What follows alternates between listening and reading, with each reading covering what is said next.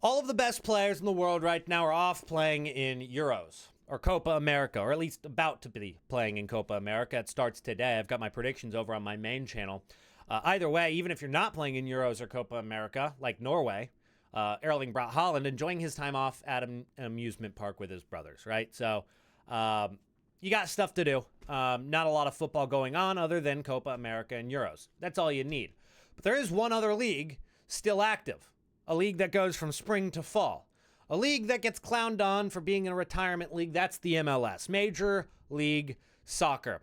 And the funny thing about Major League Soccer, other than the fact that it does go backwards in almost every single aspect of football, including its season going from spring to fall instead of fall to spring, it does kind of make sense on why they have to do that, by the way.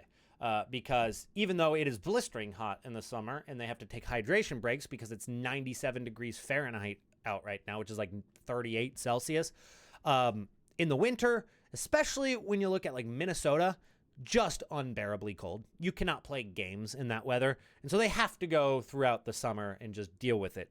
But it poses these issues where Copa America or Euros, international breaks of all kinds, and the World Cup will fall in between the seasons, right? And so you see a lot of the best players leaving their club team for a month to go play at the international level. Right now, Lionel Messi does not play with Inter Miami, and Inter Miami are still having matches because, I mean, the season must go on in MLS, but he's off in, Copa America, which is also actually in the USA. So there is a little bit of overlap there. Maybe you'll be able to stop by for a match. Either way, what happens is a lot of the best players leave MLS, right? And they go play international duty. And so the quality of the league in these teams, they drop. Not too significantly, but it's definitely noticeable.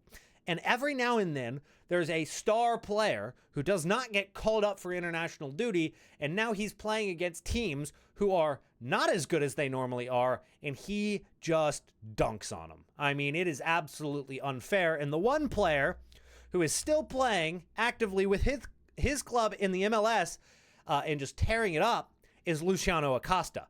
This guy, if you've never heard of him, is one of the most technically gifted players I've ever seen play in my life. The only player that I can even think of comparing him to is Lionel Messi on the way he plays. Every single time he gets the ball, I mean, you're on the edge of your seat because of how unbelievably unpredictable he is and consistently good. Just every time he gets the ball, he is doing something that just goes the opposite direction of what the defense expects.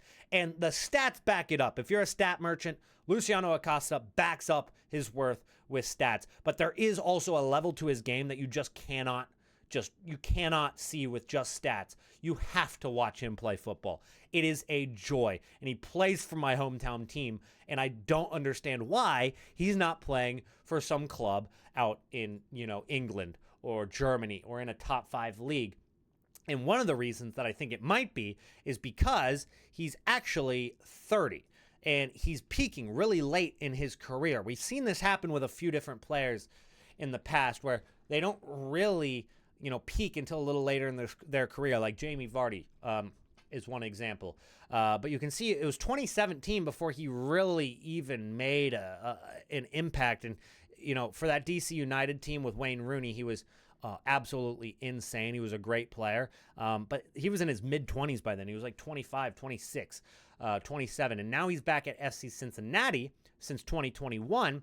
And he has been unbelievable. He's not only been the MVP of the league last year, but we just played against Philadelphia Union, and it's just not fair.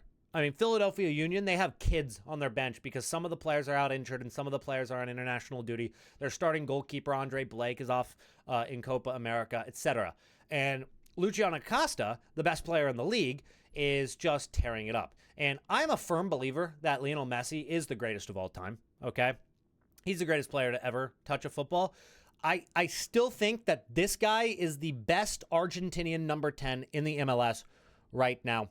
That includes when Messi is not on international duty, by the way.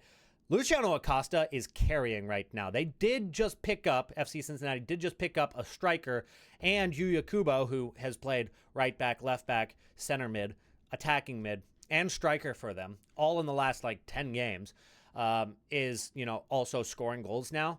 They figured out their striker situation. This guy's been carrying them without strikers. Last year, he had Brandon Vazquez, and he was a great striker, one of the best in the MLS. He had nobody to pass it to, so he just said, you know what? Screw it. I'm just going to start scoring goals. So now he's got 8 goals on the season already as well. But he also leads the league in assists. Now, I think he's got like 14, 15 after tonight, which is more than Lionel Messi has. And he just scored the 110th minute winner tonight. Some insane stats coming out. He is now the 7th player to record 100 regular season goal contributions over a 4-season span. This season is not even halfway done either, by the way. So that's a pretty impressive stat. He's just insane. I think he had 2 goals. Don't watch this. It's copyrighted. That was the goal he scored to win it at the very end. It's absolutely unbelievable. But he doesn't get called up to the Argentinian national team. As you can see, he has no caps for the Argentinian national team, which in theory means that he's eligible to play for any national team that he has citizenship in, which is why I think he should play for the USA. Think about it. The United States men's national team is getting better, and even if you think that the attacking mids that we have already, like Giovanni Reyna, should start, there's no denying that Luciano Acosta would at least increase the depth we have at that position. I think he's better than Brenden Aaronson. I think he's better than the other options we have at attacking mid. I think that he would genuinely be a player that would get solid minutes for the U.S. men's national team off the bench. And that's if he doesn't even start over Giovanni Reyna, who cannot seem to get any time at Nottingham Forest right now and has fallen off at the club level despite continuously having pretty good performances on the international level with USA. Luciano Acosta is special. He is a special, special player, and he's 30 years old right now. If I was an owner or a president or a manager at one of the top teams in Europe, I'd be looking at this guy and saying, we can get him on a 3-year contract. He's still got time left. He's 7 years younger than Messi, for God's sake. But it's just been an unbelievable ride watching this guy play for the last couple of years with FC Cincinnati. There's really not been a player that has gotten me out of my chair every single time they get the ball other than Lionel Messi. Like, he's the only player in literally, I've watched Marco Reus play his entire career. He's my favorite player of all time. There's something about Luciano Acosta that you don't understand unless you actually watch it. He's insane.